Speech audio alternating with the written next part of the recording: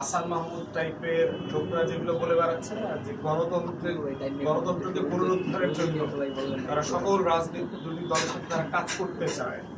এবং ওই আওয়ামী লীগের নেতা, কেন্দ্রীয় কমিটির সদস্য, উনি আমাদেরকে ইমেল করে সাহায্য চেয়েছেন যে এই বাস্তবতায় দেশের স্বার্থে, রাষ্ট্রের স্বার্থে আমাদের সবার একমত হয়ে কাজ করা। এখন প্রশ্ন হচ্ছে, ধরেন রাস্তাঘাটে মাঝখানে একদিন এক ভিক্ষুক এসে আমাকে বলতেছে যে আমি তোমাকে অনেক বক্তব্য দিতে দেখি, আমিও বক্তব্য দিতে যেতে চাই টেলিভিশনে। সে আমাকে এসে বলতেছে ভিক্ষুক সে টিভিতে যেতে চায়, তো আমি যেন টিভিতে যাওয়ার, টকশোতে যাওয়ার জন্য তাকে অ্যারেঞ্জ করে দেই। এখন যে ভিক্ষুক যেভাবে টকশোতে যেতে চায়, এটা তো যেতে চাওয়ার অধিকার তার আছে, সেটা এই দেশের নাগরিক।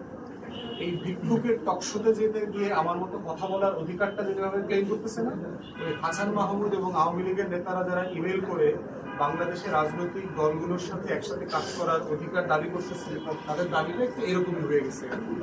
এই জন্য আমরা বোধ করি না যে এরকম ডাইনোসর হয়ে যাওয়া একটা মৃত প্রায় রাজনৈতিক সংস্থা এবং একটা সন্ত্রাসী দলের সাথে কোনো গণতন্ত্রীপন্থী রাজনৈতিক দল একসাথে কাজ করবে, এটা একটা মানে আমাদের চিন্তার আলোচনার মধ্যে নাই। আইসিটিতে বিচার হচ্ছে, বিচার হোক, দেখি আইসিটির জাজমেন্টে কি আসে, তাদের নেতাদের যারা বিচার হবে এবং তাদের রাজনৈতিক দলের ব্যাপারে কি মতামত আসে, এই মতামতের উপরে বাংলাদেশ আগামী 20-30 বছরে কি ভাববে আওয়ামী লীগকে নিয়ে